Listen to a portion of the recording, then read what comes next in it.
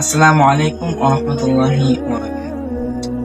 আজ আমি আপনাদের সামনে বলবো একটা ছোট শিক্ষণীয় ঘটনা, যেখানে একজন টিচার ছাত্রদের নিয়ে ভ্রমণে গিয়েছিল এক জঙ্গলের দিকে। এখন সেখানে গিয়ে কিছু স্টুডেন্ট একদিকে ঘুরতে গিয়েছিল এবং টিচারের সাথে ছিল আরো কিছু স্টুডেন্ট।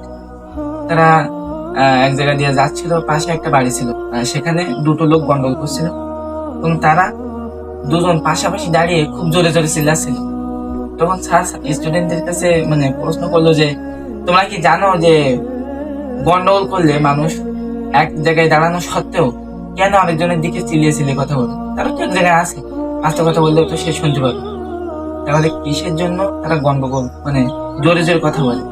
তোমরা কি জানো? তখন তার ছাত্ররা বললো যে, না, আমরা তো জানি না।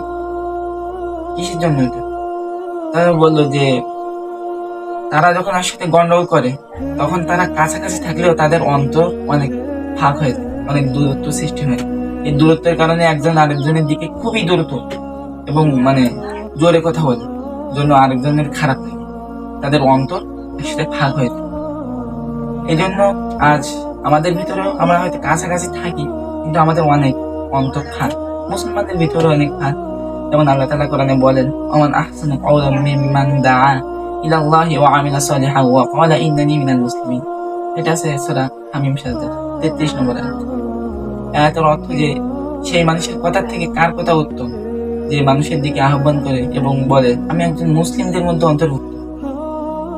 তো আমরা মুসলিমরা একে অপরের দল সৃষ্টি না করে আল্লাহর রজ্জু শক্ত করে ধরে আমরা যেন একতা ভাবে কাজ করতে পারি এবং আমাদের ভিতরে যেন গন্ডগোল সৃষ্টি না হয়ে এক জায়গায় দাঁড়ানো সত্ত্বেও যেন আমাদের মনের দূরত্ব অনেক দূরে না হয়, আমরা যেন এক মনে একদিনে কাজ করতে পারি। আল্লাহ আমাদের সবাইকে তৌফিক দান করুন। আখির দাওয়ানা আলহামদুলিল্লাহ।